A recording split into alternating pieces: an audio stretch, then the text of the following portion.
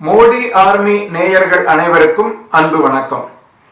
Covid அதாவது corona நோய்க்கான தடுப்பூசிக்கு அனுமதி வழங்கப்பட்டுள்ளது. இந்த தடுப்பூசி சம்பந்தமா நமக்கு ஏதாவது சந்தேகம் இருந்தா அதை தெரிஞ்சுக்கிறதுக்காக FAQ அப்படின்னு சொல்லுவோம் இல்லையா, frequently asked questions, அந்த வீடியோ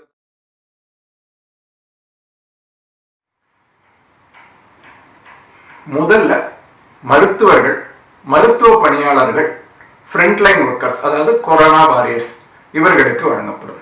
அதற்கு பிறகு 50 வயதிற்கு மேற்பட்டவர்கள் அல்லது 50 வயதிற்கு கீழே உள்ள நோயாளிகள் இவர்களுக்கு கொரோனா தடுப்பூசி முதல் கட்டத்தில் வழங்கப்படுகிறது.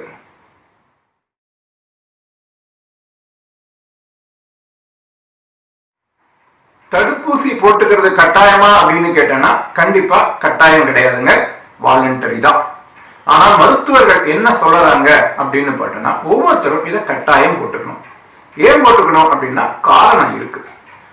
இந்த கொரோனா அதாவது கோவிட் அப்படின்னு சொல்றோம் இல்லையா, இந்த நோய்க்கு இதுவரைக்கும் யாருமே மருந்து கண்டுபிடிக்கல. அதனால இப்போ நம்ம உடலை பாதுகாக்கிறதுக்காகவும், அது மட்டும் இல்ல சில பேர் சொல்றாங்க எனக்கு ஒண்ணும் வராது அப்படின்னு சொல்லலாம். அப்போ எதுவும் வராம நீங்க கொரோனாவோட கேரியரா கூட இருக்கலாமே. அப்போ உங்களுடைய குடும்பத்தினர்கள், உங்க நண்பர்கள், உங்க அலுவலகத்துல உங்களோட பணிபுரிபவர்கள், நீங்க பஸ்ல போகும்போது, கார்ல போகும்போது, இல்ல கடைக்கு போகும்போது பக்கத்துல இருக்கிறவங்க, இப்ப இவங்களுக்கெல்லாம் நீங்க நோயை கொடுத்துடக்கூடாது இல்லையா. அதனால நம்ம உடலை பாதுகாக்கணும், நம்மளை சுற்றி இருக்கிறவங்களுக்கு நோய் வராம பார்க்கணும் அப்படின்னா ஒவ்வொருவருமே இந்த கோவிட் வேக்சின், இந்த தடுப்பூசியை போட்டுக்கணும் அப்படின்னு மருத்துவர்கள் அறிவுரை சொல்றாங்க.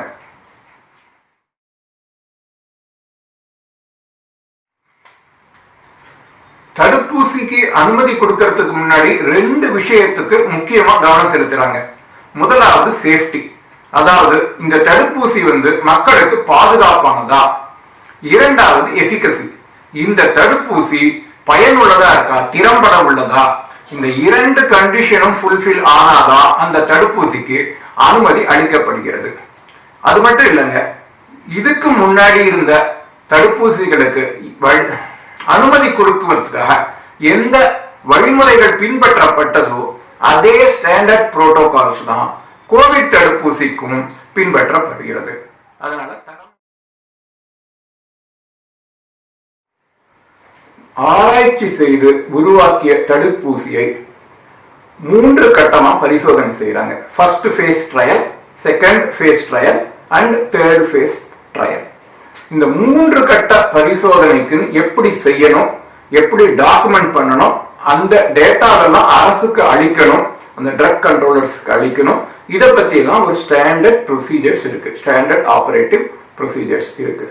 அதை ஃபாலோ பண்ற கம்பெனிஸ்க்கு மட்டும்தான், அந்த தடுப்பூசிகளுக்கு மட்டும்தான் அனுமதி வழங்கப்படுகிறது. இந்தியாவில் அனுமதிக்கப்படும் தடுப்பூசிகள் அனைத்துமே உலகத்தரம் வாய்ந்தவை.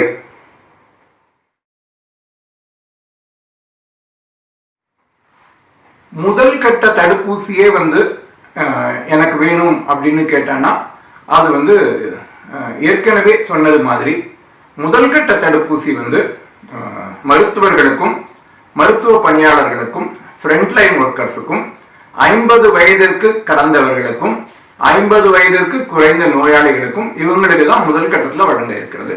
நீங்க எந்த கேட்டகரியில வரையுங்க அப்படின்றத பார்த்துட்டு தான் உங்களுக்கு எப்போ தடுப்பூசி கிடைக்கும் அப்படின்றதுக்கான சரியான பதில் கிடைக்கும்.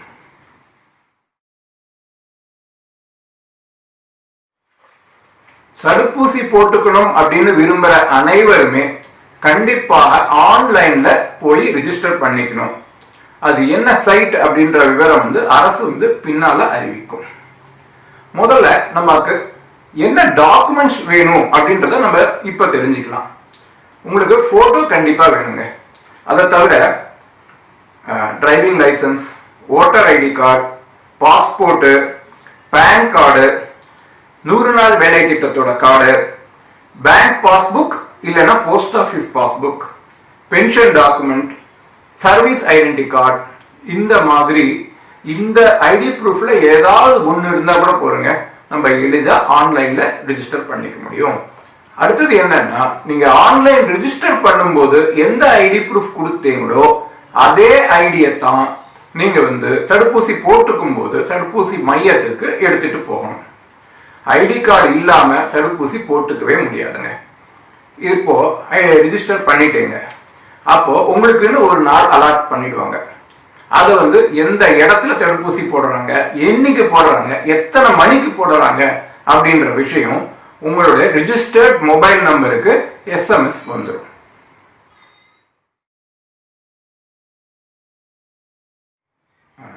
தடுப்பூசி போட்டுண்ட உடனேயே, முதல் டோஸ் போட்டுண்ட உடனே உங்களோட ரிஜிஸ்டர்ட் மொபைல் நம்பருக்கு ஒரு SMS வந்துடும். இந்த மாதிரி ஃபர்ஸ்ட் டோஸ் போட்டாச்சு, ரெண்டாவது டோஸ் 28 நாள் கழிச்சு இந்த டேட்ல வரணும்னு உங்களுக்கு மெசேஜ் வந்துடும். நீங்க இரண்டாவது டோஸும் போட்டுண்ட பிறகு உங்களுக்கு QR கோடு பதித்த ஒரு சர்டிபிகேட் உங்களுடைய ரிஜிஸ்டர்ட் மொபைல் நம்பருக்கு வந்துடும். அதுதான் உங்களுக்கு நீங்க தடுப்பூசி போட்டுட்டீங்க அப்படின்றதுக்கான ஒரு சர்டிபிகேட்.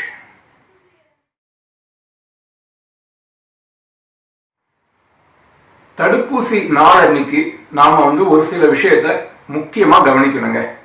முதல் விஷயம், குறித்த நேரத்துல தடுப்பூசி மையத்துக்கு நம்ம போயிடணும். அங்க சோசியல் டிஸ்டன்சிங் மெயின்டைன் பண்ணணும். தடுப்பூசி அந்த மருத்துவர்கள், மருத்துவ பணியாளர்கள்லாம் இருக்காங்கல்ல, அவங்களுக்கு நம்ம முழுமையா கோஆபரேட் பண்ணணும், ஒத்துழைப்பு அளிக்கணும். அதற்கு பிறகு குறைந்தபட்சம் 30 நிமிடங்கள் ஓய்வெடுக்கணும். அதற்கு பிறகு நம்ம நினைச்சிடக்கூடாது நம்ம தான் தடுப்பூசி போட்டுட்டோமே, நம்ம சேஃப் அப்படின்னு நினைச்சுக்க கூடாது. முதல் தடுப்பூசி போட்டதுக்கு பிறகு கூட இந்த கோவிட் புரோட்டோகால்ஸ் சொல்றோம்ல, மாஸ்க் அணிவது, கைகளை சானிடேஷன் போட்டு சுத்தப்படுத்திக்கிறது, சோசியல் டிஸ்டன்சிங் மெயின்டைன் பண்ணுறது, இதெல்லாமும் நம்ம தொடர்ந்து கடைபிடிக்கணும்.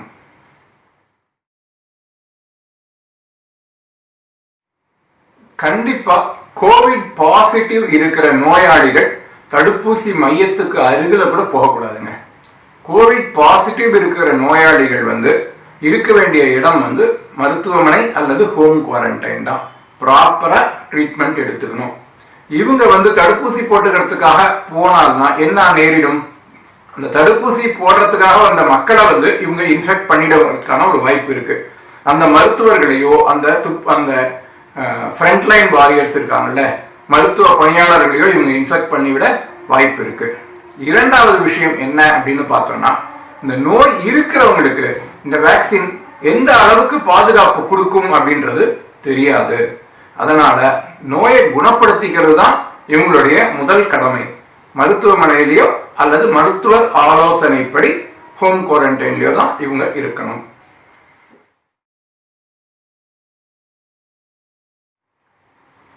கோவிட் வைரஸ் நோய் குணமானவர்கள் கூட கண்டிப்பாக தடுப்பூசி போட்டுக்கணும். ஏன்னா அப்பதான் இவங்களுக்கு முழுமையான நோய் எதிர்ப்பு சக்தி, அதாவது ஆன்டிபாடிஸ் உருவாகி மறுபடியும் இந்த கோவிட் நோய் வராம தங்களை பாதுகாத்துக்க முடியும்.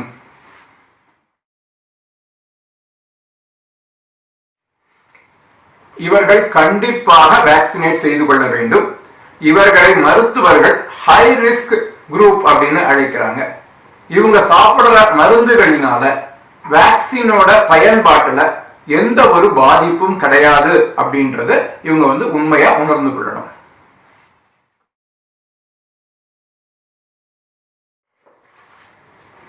தடுப்பூசிக்கு அனுமதி அளிக்கும் போது கடுமையான தரக்கட்டுப்பாடுகள் இருந்தால்தான் இந்திய ட்ரக் கண்ட்ரோல்ஸ் அனுமதி அளிக்கிறது. அதனால இந்திய தடுப்பூசிகள் அனைத்துமே உலகத்தரம் வாய்ந்தவை. தைரியமா வேக்சின் எடுத்துக்கலாம். அடுத்தது சைடு எஃபெக்ட்ஸ் பத்தினா, எந்த வேக்சின் எடுத்தாலும் ஒரு சில மைனர் சைடு எஃபெக்ட்ஸ் இருக்கலாம். அதே மாதிரிதான் கோவிட் வேக்சினுக்கும் ஒரு சிலருக்கு சைடு எஃபெக்ட்ஸ் இருக்கலாம். எந்த மாதிரி சைடு எஃபெக்ட்ஸ் இருக்கலாம் அப்படின்னு பார்த்தோம்னா, மைல்டு ஃபீவர் இருக்கலாம், இந்த ஊசி போட்ட இடத்துல லேசான வலி இருக்கலாம், உடல் வலி இருக்கலாம். இதெல்லாம் ஏற்பட்டனா மருத்துவர்கள் கிட்ட தொடர்பு கொண்டு ஆலோசனை எடுத்துக்கணும்.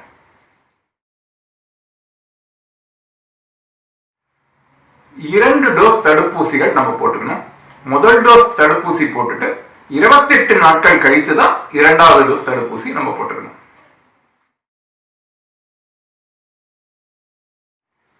2வது டோஸ் தடுப்பூசி போட்டு 2 வாரங்கள் கழித்து உடல்ல ஆன்டிபாடிஸ், அதாவது நோய் எதிர்ப்பு சக்திகள் உருவாகிறது.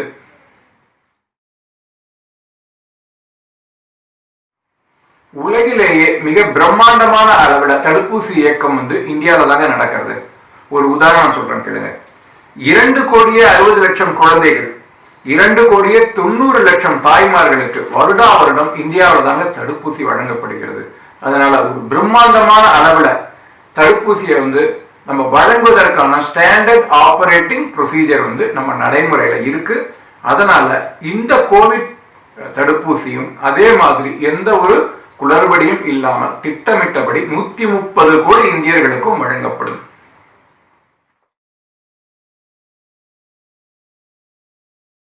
Namaste, I am Dr. Guleria and we have the vaccine which is going to be available with us soon, and hopefully with that the pandemic will come to an end.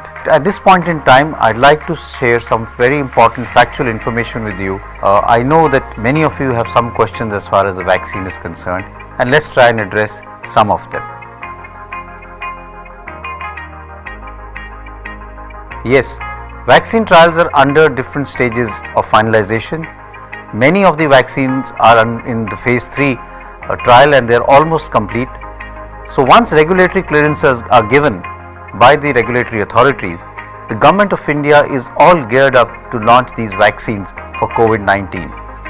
For more information and updates, do visit the Government of India website www.mohfw.gov.in.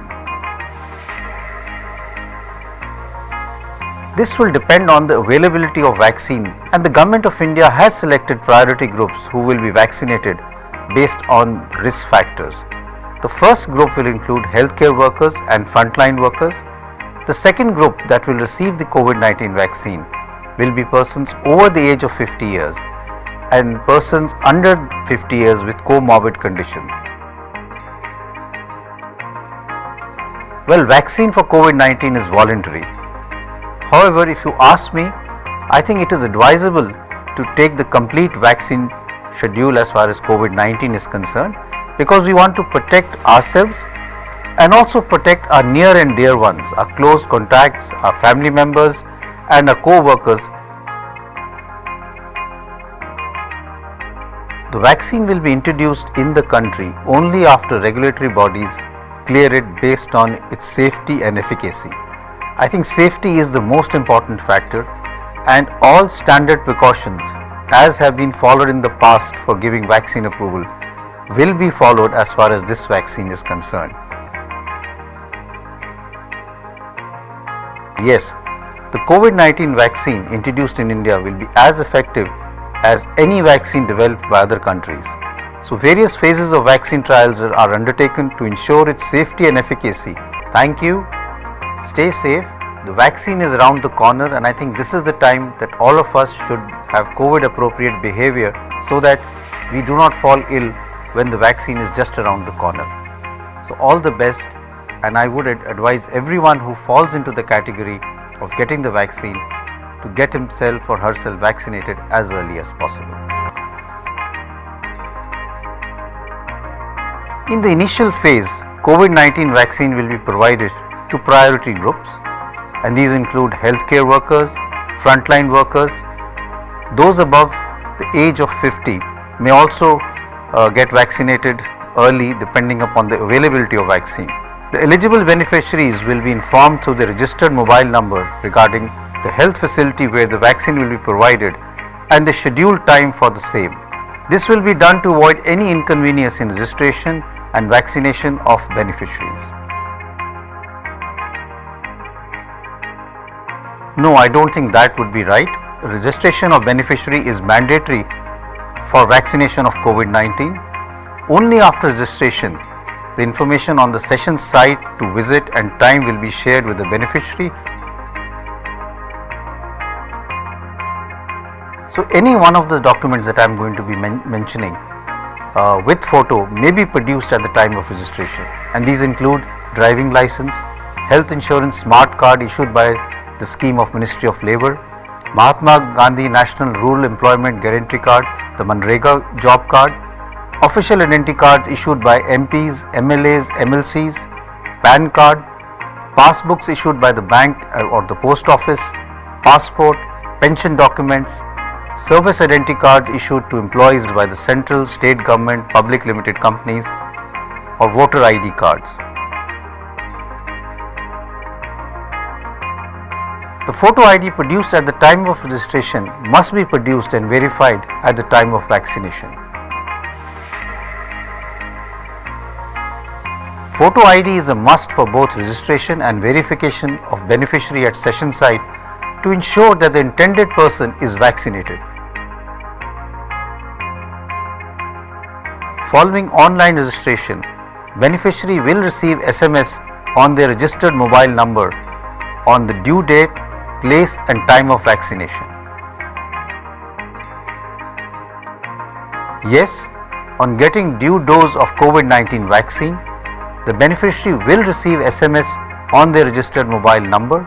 After all doses of vaccines are administered, a QR code based certificate will also be sent to the registered mobile number of the beneficiary.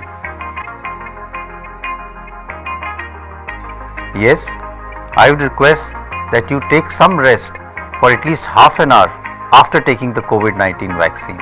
And if you have any symptoms, any discomfort, please inform the nearest authorities, the ANM, the ASHA workers, so that they can attend to you if there is any problem that you have.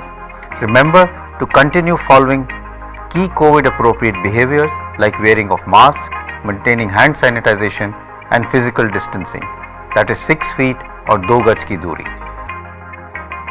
The safety and efficacy data from clinical trials of vaccine candidates are examined thoroughly by the drug regulator of our country before granting license for the same.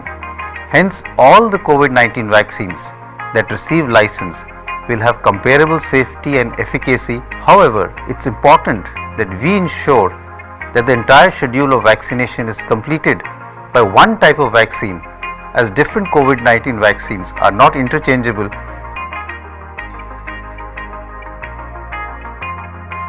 So persons with active and symptomatic COVID-19 infection may increase the risk of spreading the same to others at vaccination site.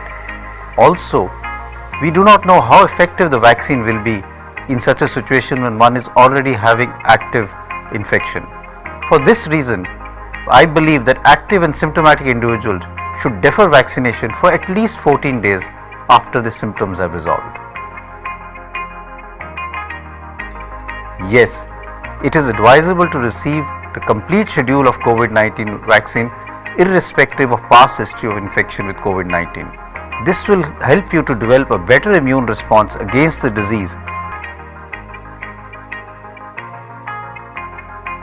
Yes, I think it's very important that these individuals who are having one or more of these comorbid conditions take the vaccine, because they are actually high risk groups.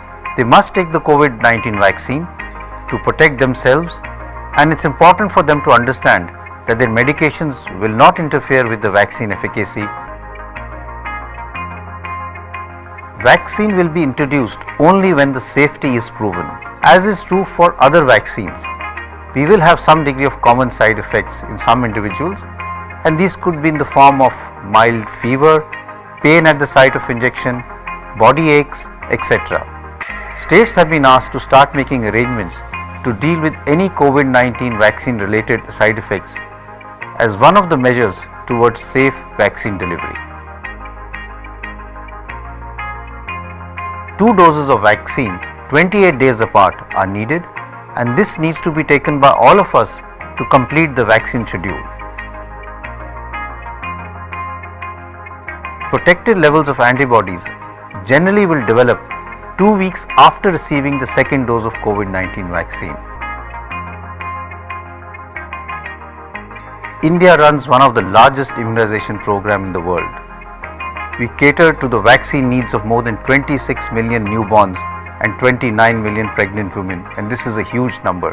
The program mechanisms are being strengthened and geared up to effectively cater for the country's large and diverse population. So all the best, and I would advise everyone who falls into the category of getting the vaccine to get himself or herself vaccinated as early as possible.